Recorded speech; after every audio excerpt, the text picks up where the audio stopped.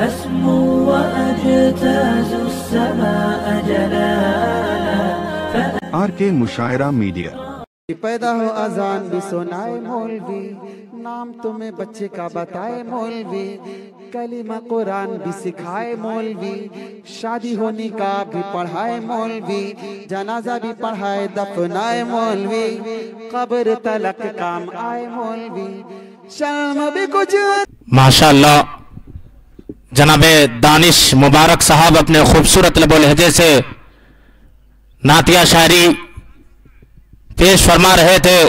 دوستو ہمارے پاس 3 سے 4 گھنٹے کا وقت ہے تقریباً، اور مقررین اعظام خطبہ اعظام کی ایک لمبی اور طویل فہرست ہے۔ انشاءاللہ العزیز آپ تمام تر معزز علماء کرام کے خطاب سے محظوظ و مستفیض ہوں گے۔ وہ تمام تر احباب جن کے کانوں سے میری آواز ٹکرا رہی ہو، اپنی تمام تر مصروفیات اور مشغولیات کو چھوڑ کر آپ جلسگاہ کے اندر تشریف لے آئیں۔ آج کا یہ خوبصورت جلسہ آر کے مشاعرہ میڈیا اڑیسہ سے ہمارے درمیان عتیق بھائی تشریف لائے ہیں۔ آپ کی نقل و حرکت اور شعراء کرام کی شاعری اور خطبہ اعظام کی خطابت کو انشاءاللہ العزیز یہ اپنے کیمرے میں ریکارڈ کر کے پوری دنیا بھر میں دکھانے کے لیے کمر بستہ ہیں۔ بہرحال دوستو آج کا یہ خوبصورت جلسہ جس حوالے سے نسبت رکھتا ہے دینی مدارس کا تحفظ اور سدرہ ایجوکیشن اکیڈمی میں حفاظ کرام جنہوں نے اس خوبصورت ادارے میں یہاں کی 4 دیواریوں میں رہ کر یہاں کے اساتذہ کرام کی محنت و شاقہ سے، اپنی محنتوں سے، ماں باپ کی دعاؤں سے قرآن کریم جیسی عظیم اور مقدس کتاب کو اپنے سینے کے نہا خانوں میں محفوظ کیا ہے۔ انشاءاللہ العزیز وہ خوبصورت نظارہ اور وہ خوبصورت منظر آپ اپنی نگاہوں سے کچھ لمحوں میں دیکھیں گے۔ یہ جلسوں کا پیغام، یہ جلسوں کا میسج یہ ہوا کرتا ہے کہ پوری دنیا بھر میں جو مسلمانوں کے اعمال ہیں، جو مسلمانوں کے حالات ہیں، اس کا پیش منظر، پس منظر اور تہ منظر کیا ہے، یہ علماء کرام ہمارے درمیان جو آئے ہوئے ہیں انشاءاللہ العزیز ان تمام تر سنگین سچائیوں اور تحفظ زدہ برائیوں سے ہمیں اور آپ کو آشنا اور روشناس فرمائیں گے۔ ہمارے درمیان الحمدللہ دارالعلوم سبیل السلام کے استاذ حدیث و فقہ حضرت مولانا مفتی محمد سراج الہدیٰ صاحب ندوی ازہری دامت برکاتہم العالیہ پہلے مقرر کے طور پر آپ جیسے ادب نواز اور باذوق سامعین کی سماعتوں کے حوالے ہوں گے۔ الحمدللہ حضرت مولانا مسند تدریس پر اللہ رب العزت نے ان کے لہجے میں وہ حلاوت، وہ چاشنی، وہ لذت رکھی ہے۔ جب حضرت مولانا کی تدریس ہوا کرتی ہے تو تمام تر طلبہ کرام یکسوئی کے ساتھ حضرت مولانا کی تدریس سنتے ہیں۔ مسند تدریس پر تاجدار تدریس اور مسند خطابت پر شہنشاہ خطابت کا الحمدللہ وہ اپنے سر پر تاج رکھتے ہیں۔ الحمدللہ حضرت مولانا کا بیان، حضرت مولانا کا پیغام، حضرت مولانا کی تقریر دلوں کے نہا خانوں میں، اور بلا شبہ آپ کا انداز خطابت بڑا ہی خوبصورت اور آپ کا لہجہ دل کے آبگینوں کو پگھلا کر رکھ دیتی ہے۔ میں آپ سے انتہائی ادب کے ساتھ، احترام کے ساتھ گزارش گزار ہوں آپ تشریف لائیں اور اپنے خوبصورت خطاب سے ہم سامعین کو محظوظ و مستفیض فرمائیں۔ ان 4 مصروں کی روشنی میں کہ حسن اور عشق کی تفسیر الگ ہوتی ہے، صفحہ علم کی تحریر الگ ہوتی ہے، پھوٹتی رہتی ہے لفظوں سے صداقت کی مہک، مولانا مفتی محمد سراج کی تقریر الگ ہوتی ہے۔ الحمدللہ نحمده ونستعینه ونستغفره ونؤمن به ونتوکل علیہ ونعوذ باللہ من شرور انفسنا ومن سیئات اعمالنا من يهده الله فلا مضل له ومن يضلله فلا هادي له ونشهد ان لا اله الا الله وحده لا شريك له ونشهد ان محمدا عبده ورسوله أصلي وأسلم عليه وعلى آله وصحبه أجمعين. أما بعد، فقد قال النبي صلى الله عليه وسلم: إن الله يرفع بهذا الكتاب أقواما ويضع به آخرين، كما رواه الإمام مسلم في صحيحه. اسٹیج پر جلوہ فروز علماء کرام، دور دراز سے آئے ہوئے مہمانان گرامی، شعراء اعظام اور مدرسہ سدرہ ایجوکیشن اکیڈمی کے طلبہ عزیز اور کارکنان اور معاونین، بہت خوشی کی بات ہے کہ ہم اور آپ ایک اہم مناسبت سے یہاں جمع ہوئے ہیں. تقریباً 20 حفاظ کرام کی دستار بندی ہونی ہے. اسی ضمن میں منتظم نے جو عنوان رکھا ہے پروگرام کا، وہ عنوان ہے کہ دینی مدارس کا تحفظ اور مسلمانوں کی ذمہ داریاں. انتہائی حساس موضوع ہے. وقت کے لحاظ سے، حالات حاضرہ کے لحاظ سے اور مدارس کے لحاظ سے کہ مدارس پر لوگوں کی جس انداز میں نظر پڑ رہی ہے اور جس انداز سے مدارس کو دیکھ رہے ہیں، ہماری ذمہ داری اس کے تحفظ کی کیا ہونی چاہیے. یہ ایک آدمی کا مسئلہ نہیں، یہ تمام مسلمانوں کی ذمہ داری ہے. یہ ہماری خوش قسمتی ہے ہمارے مسلم سماج کی کہ کچھ ایسے افراد سماج میں ہمیشہ کھڑے رہے ہیں اور کھڑے ہوئے ہیں جنہوں نے تعلیم و تعلم، درس و تدریس اور تعلیم و تربیت کو عام کرنے کا بیڑا اٹھایا ہے. تعلیم و تربیت کے میدان میں عملی طور سے آنا، اور وہ بھی وہ میدان جو ہمارے سماج میں مدرسے کے نام سے جانا جاتا ہے، آج کے زمانے میں بہت دل گردے کی بات ہے. پڑھنا پڑھانا تو آسان ہوا کرتا ہے اور لوگ سرکاری نوکریوں کے لیے اور دیگر اچھی پرائیویٹ نوکریوں کے لیے کتنی کوششیں کرتے ہیں. ان کی کوششیں بہت اچھی ہیں، بہت بہتر ہیں، بہت مبارک ہیں، لیکن ہر آدمی اگر ادھر ہی چلا جائے تو آخر مسلم سماج کی دینی رہنمائی کون کرے گا؟ یہ ایک بڑا مسئلہ ہے. یہ جو مدارس کو ہم دیکھتے ہیں، اللہ کے کچھ ایسے بندے ہوتے ہیں جنہیں اللہ تعالیٰ تیار کرتا ہے. یہ اللہ کی چاہت کے بغیر نہیں ہوتا. جو دین سیکھتے بھی ہیں اور تمام تر بے سر و سامانی کی حالت میں دین کے تحفظ کے لیے وہ کھڑے ہو جاتے ہیں. اللہ تعالیٰ کا ارشاد گرامی ہے کہ اقرأ بسم ربک الذی خلق، پڑھیے اپنے رب کے نام سے جس نے پیدا کیا ہے.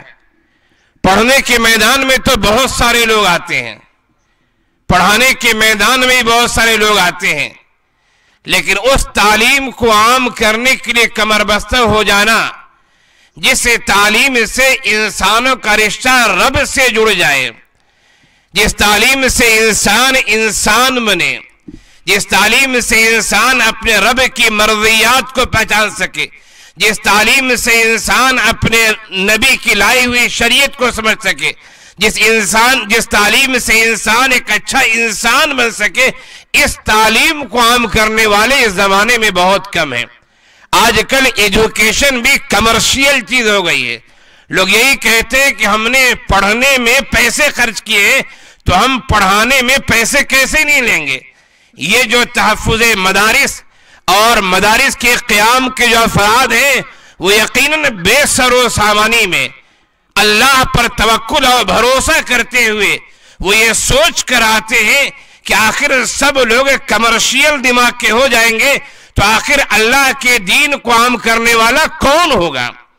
یہ سوچ کر اس میدان میں آتے ہیں اور یہ محض اللہ کی توفیق سے ہوا کرتا. یاد رکھیے اللہ کے رسول صلی اللہ علیہ وسلم کا ارشاد گرامی ہے من یرید اللہ بہ خیرا یفقہہ فی الدین، اللہ تعالیٰ جس کے ساتھ خیر چاہتے ہیں اسے دین کی سمجھ عنایت فرماتے ہیں، اور دین کی سمجھ کے بعد یہ مزید اللہ کی توفیق ہے کہ آدمی دین کو سمجھنے کے بعد اسی دین کو سمجھانے کے راستے میں لگ جاتا ہے، اسی دین کے سمجھانے کے لیے مدارس کا قیام کرتا ہے، وہ ایجوکیشن سوسائٹی ایجوکیشن ٹرسٹ بناتا ہے، اور پھر وہ اللہ تعالیٰ کے احکام کو عام کرنے کے لیے تیار ہوتا ہے۔ یہ اللہ کی توفیق سے ہوا کرتا ہے، یاد رکھیے۔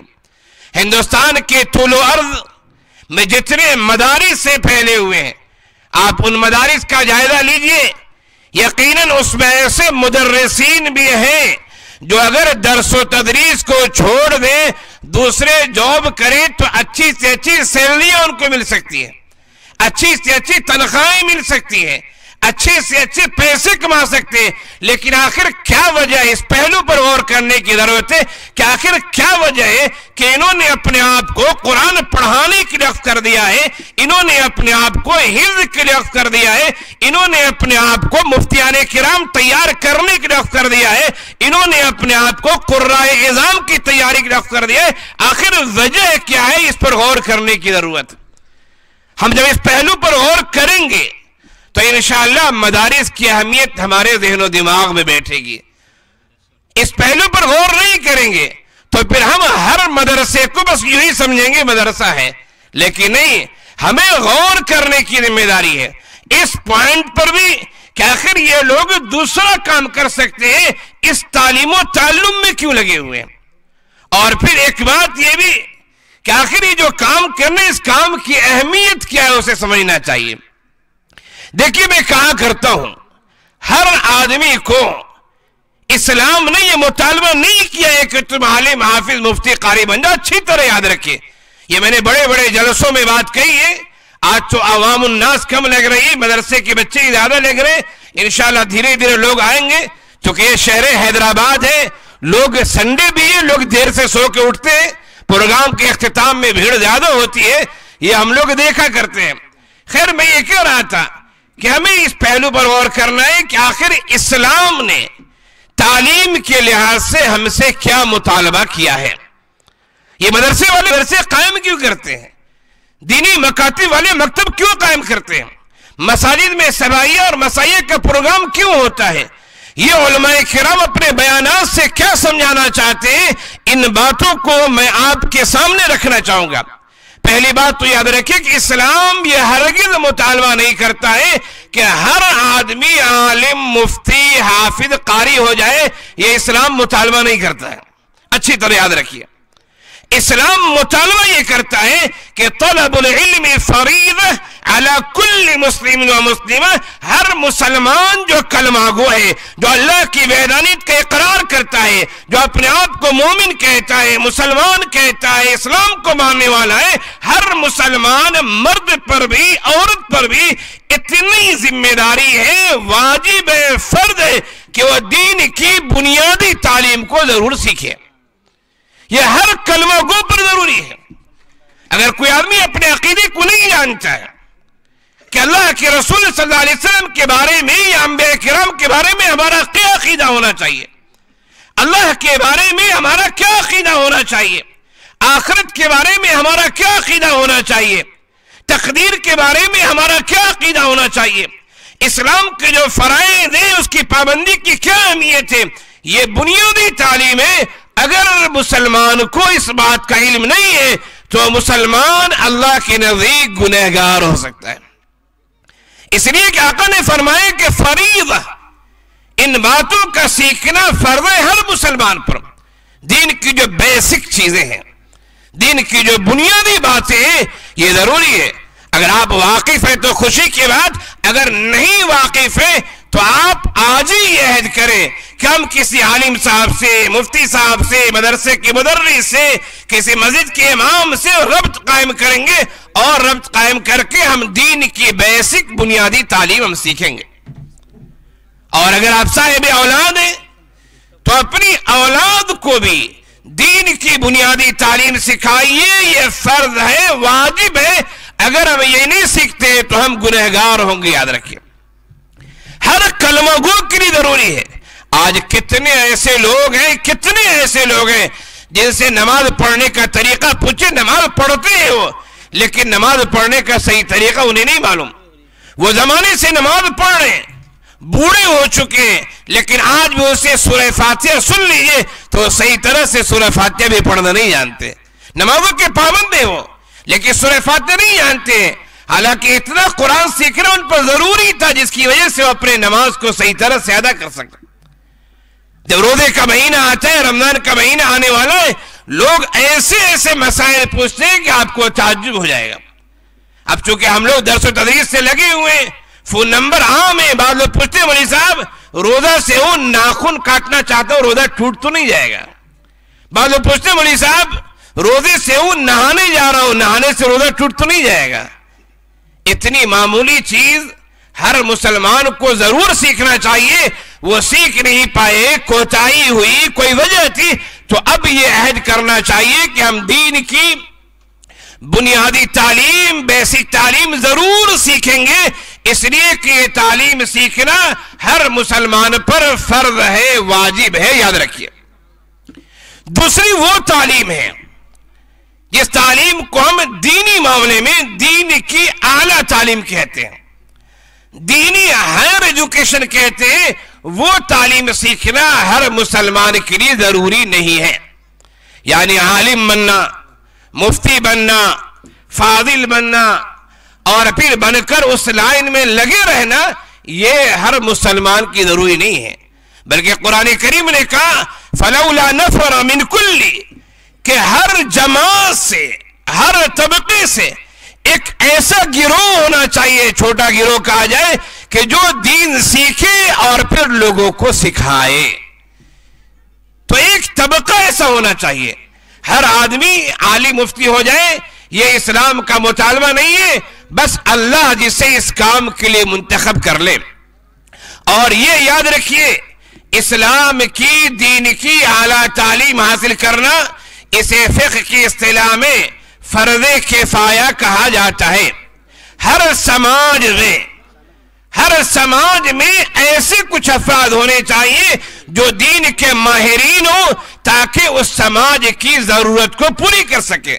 جیسے ہمارے سماج میں, مسلم سماج میں خاص طور سے اچھے ڈاکٹر کا بھی ہونا ضروری ہے, یہ فرض کفایہ ہے. یاد رکھیے ہمارے سماج میں اچھے انجینئر کا بھی ہونا ضروری ہے, یہ فرض کفایہ. یاد رکھیے ہمارے سماج میں اچھے تاجروں کا بھی ہونا ضروری ہے, فرض کفایہ ہے. اسی طرح ہمارے سماج میں, ہماری سوسائٹی میں اچھے مفتیان کرام کا, اچھے حفاظ کا, اچھے علماء کا, اچھے قراء کا بھی ہونا ضروری ہے جو لوگوں کی دینی رہنمائی کر سکے.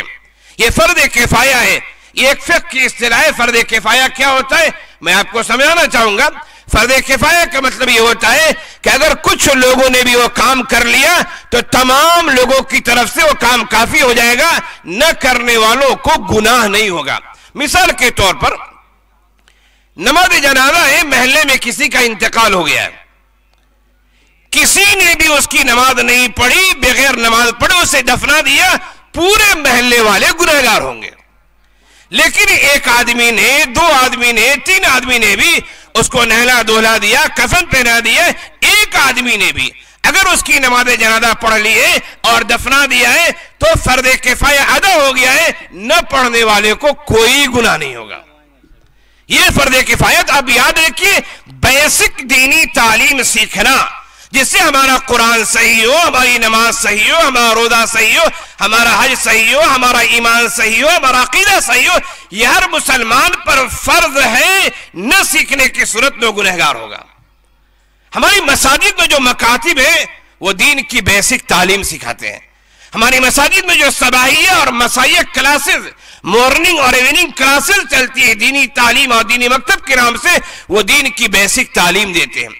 یہ جو مدرسے ہیں, چھوٹے مدرسے ہو, بڑے مدرسے ہو, یہ امت کی طرف سے فرض کفایہ ادا کر رہے ہیں. اگر یہ مدارس بند ہو جائیں, ہمارے سماج میں اچھے مفتی نہ آئے, عالم نہ آئے, پورا سماج گنہگار ہوگا اور سب کو گناہ ہوگا. ان مدارس کو آپ غنیمت سمجھیے, इन मदारिस को मामूली न समझिए। इन मदारिस में जो पढ़ाने वाले हैं उनको भी आप अच्छी नजर से देखें और उनको भी आप कदर की निगाह से देखें। क्यों? इसलिए कि ये आपकी तरफ से काम कर रहे हैं। अगर इन्होंने काम करना छोड़ दिया तो पूरा समाज गुनहगार होगा, गोया कि ये पूरे समाज की तरफ से काम कर रहे हैं। ये समझने की जरूरत है। आज मदारिस के तलबा को, उलमा को, असातिज़ा को लोग पता नहीं किस किस नजर से देखते हैं। क्योंकि मेरी जिंदगी खुद उस मैदान में गुजरी है और अल्लाह से यही दुआ है कि इसी मैदान में रहूं, मौत आए इसी मैदान में मौत आए।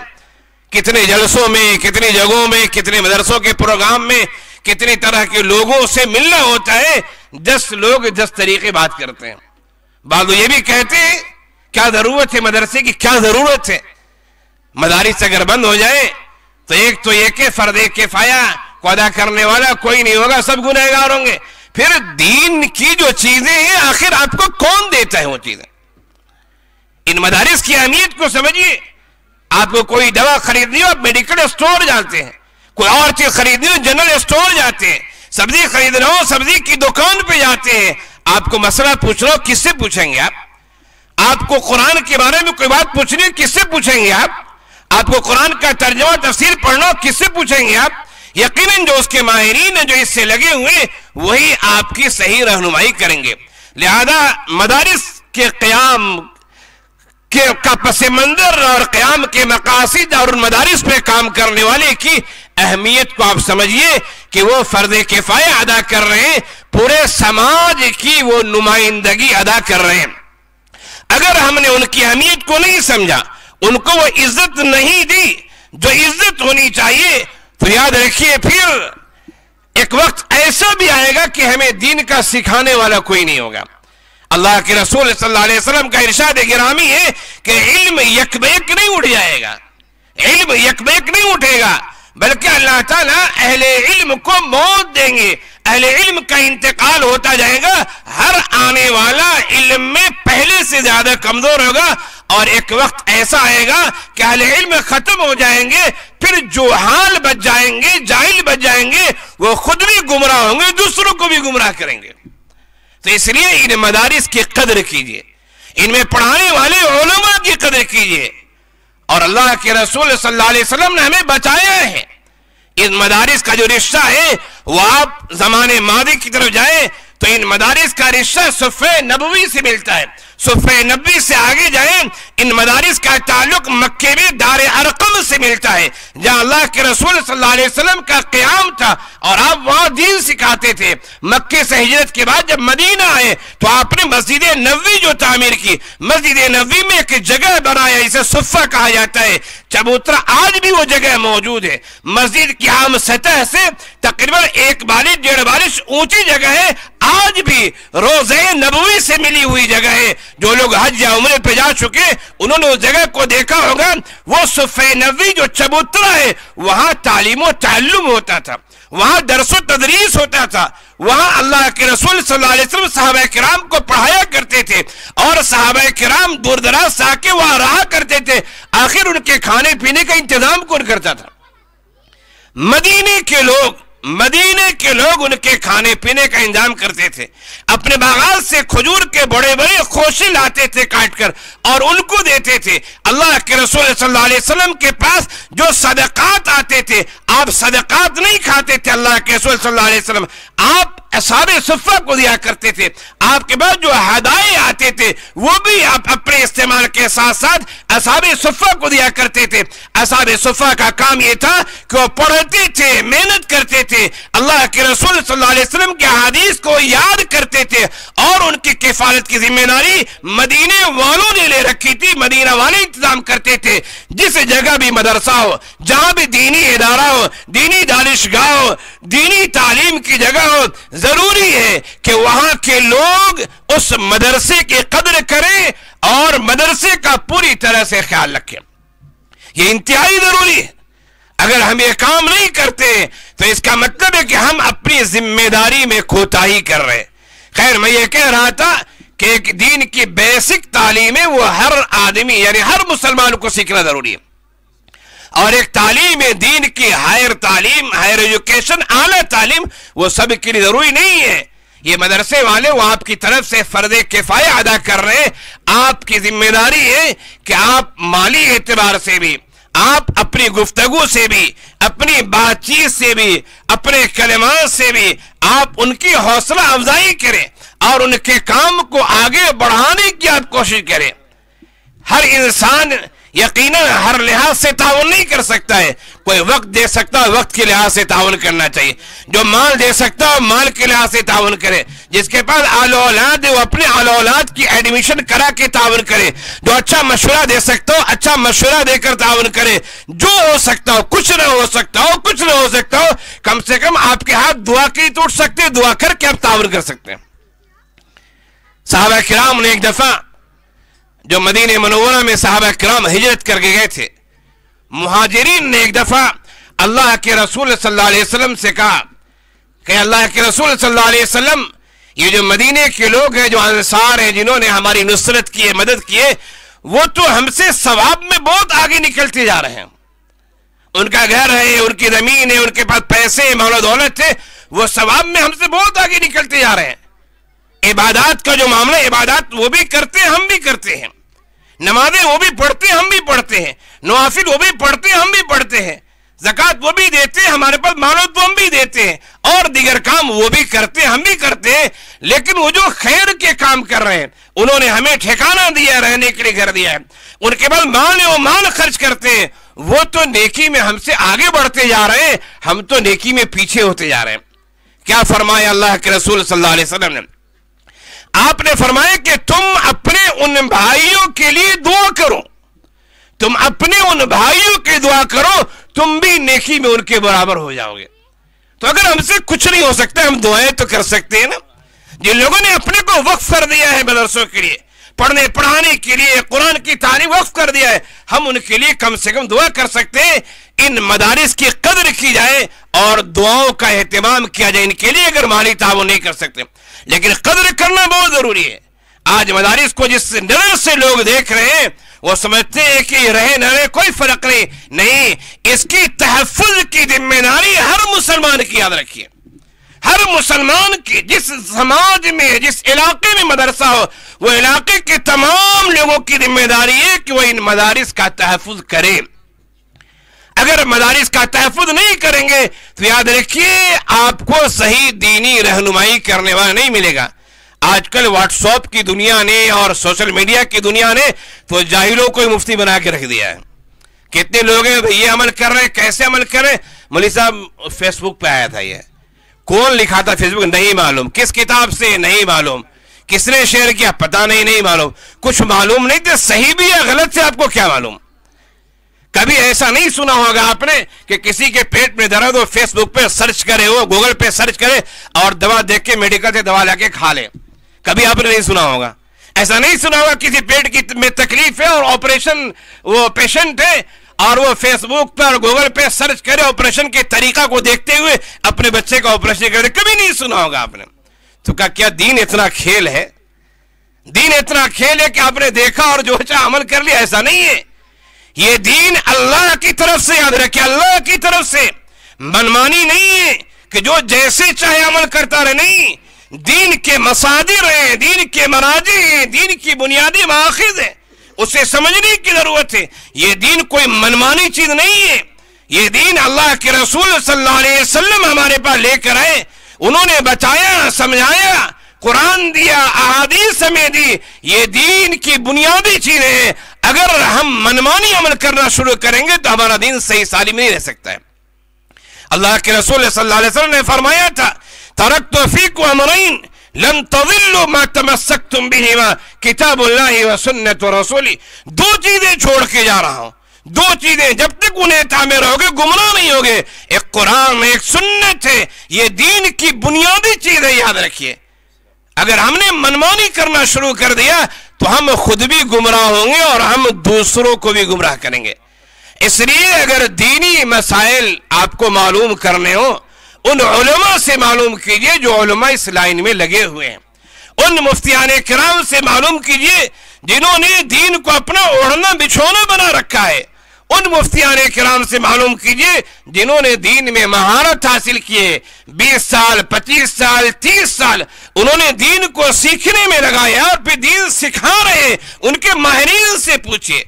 अगर आप इसका ख्याल नहीं करेंगे तो गुमराह आप भी होंगे, दूसरे भी गुमराह होंगे, और फिर मदारिस की अहमियत आपकी नजर में नहीं होगी।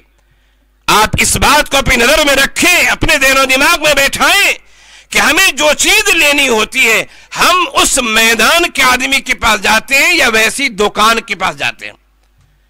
उसी तरह आप ये समझे कि दीनी मालूमात हासिल करनी है हमें, उसका सेंटर, उसका मरकज ये मदारिस से दीनी इदारे, वहां से आपको रब्त करना चाहिए।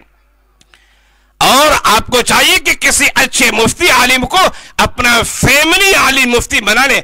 आजकल लोगों को देखा होगा आपने, लोगों के फैमिली डॉक्टर्स होते हैं, कहां जा रहे हैं उनके पास, वहां क्यों जा रहे हैं, वो मेरा फैमिली डॉक्टर है। दुकान में जाते कहां से सामान ले रहे हैं, फुला से, वहां से क्यों लेते, सस्ता वहां मिलता है, नहीं नहीं मैं फैमिली दुकान है, मैं वही सामान लिया करता हूं। तो हर चीज आपकी फैमिली, इधर गौर कीजिए, क्या दीनी मालूमात हासिल करने के लिए कोई फैमिली आलिम भी आपका है? क्या कोई फैमिली मुफ्ती भी आपका है? क्या कोई कुरान सीखने के लिए फैमिली हाफिज कारी भी आपका है? इस पहलू पे गौर करना चाहिए। दीन को हमने बिल्कुल ऐसा बना दिया जैसे खिलवाड़ है, ऐसा नहीं होना चाहिए। दीन को दीनदारों से, याद रखिए, गालिबन हजरत अब्दुल्लाह इब्न मुबारक रहमतुल्लाह अलैह का यह कौल है कि तुम दीन सीखते हो, जरा देखो, अम्मन ताखुदून दीनकुम, तुम अपना दीन किससे सीख रहे हो, जरा ये भी देखो। जिससे चाह ले लिया, जिससे चाह सीख लिया, तो ऐसे नहीं होता। तुम दीन किससे सीख रहे हो, जरा उस पर भी गौर करो। जब इस पर गौर करेंगे तो इंशाअल्लाह उलमा की अहमियत आपकी नजर में होगी, मदारिस की अहमियत आपकी नजर में होगी। मदारिस को बचाना, मदारिस की हिफाजत करना, ये हम सब की मुश्तरका जिम्मेदारी, याद रखिए। क्यों? मैंने कहा कि ये मदारिस वाले जो काम कर रहे हैं ये काम फर्ज किफाया है। ये फर्ज किफाया क्या होता है वो भी मैंने आपको समझाया कि वो नुमाइंदगी कर रहे हैं आपकी तरफ से, और वो भी न करें आप भी न करें तो आप भी गुनहगार, वो भी गुनहगार, पूरा समाज गुनहगार होगा। लिहाजा वो आपकी नुमाइंदगी कर रहे हैं, आपको एक काम से हटाकर वो खुद कर रहे हैं कि आप दूसरे मैदान में काम कीजिए, मैं इस मैदान को संभाले हुआ हूं। तो जो लोग इस मैदान को संभाले हुए हैं उनकी भी कदर कीजिए, और जो तलबा पढ़ रहे हैं उन तलबा की भी कदर कीजिए। उन्हें लोग पता नहीं कैसे कैसे हकीर अंदाज में और कैसी कैसी नजरों से देखते हैं, ये भी हमारी दीनी कमजोरी की बात, याद रखिए। नहीं, उन तलबा की कदर करना और ये समझना कि इन तलबा का रिश्ता असहाबे सुफ़्फ़ा से जुड़ा हुआ है, इन तलबा का रिश्ता दारे अरकम के तलबा से जुड़ा हुआ है, इन तलबा का रिश्ता उलमाए किराम से, हमारे असलाफ से जुड़ा हुआ है, इन तलबा का रिश्ता हमारे बुजुर्गाने दीन से जुड़ा हुआ है। बुजुर्गों का नाम तो हम एहतराम लेते हैं, और बुजुर्गों के मिशन पे जो तलबा लगे हुए हैं उनको हम हकारत की नजरों से देखते हैं। ये इंतहाई अफसोस की बात है। लिहाजा हम सब की मुश्तरका जिम्मेदारी है कि हम दीनी तालीम की अहमियत को समझें। एक लिहाज से दीनी तालीम, ये हम लोग आपस में कहते हैं, ये इस्तिलाह सही नहीं है दीनी तालीम, इसलिए कि इस्लाम ने दीन और दुनिया की तालीम की बात नहीं की है, लेकिन बोलने में लोग इस्तेमाल करते, इसलिए हम लोग बोल दिया करते, लिखने में लोग इस्तेमाल करते। असल जो तकसीम है इस्लाम की वह इल्म नाफे और इल्म ज़ार।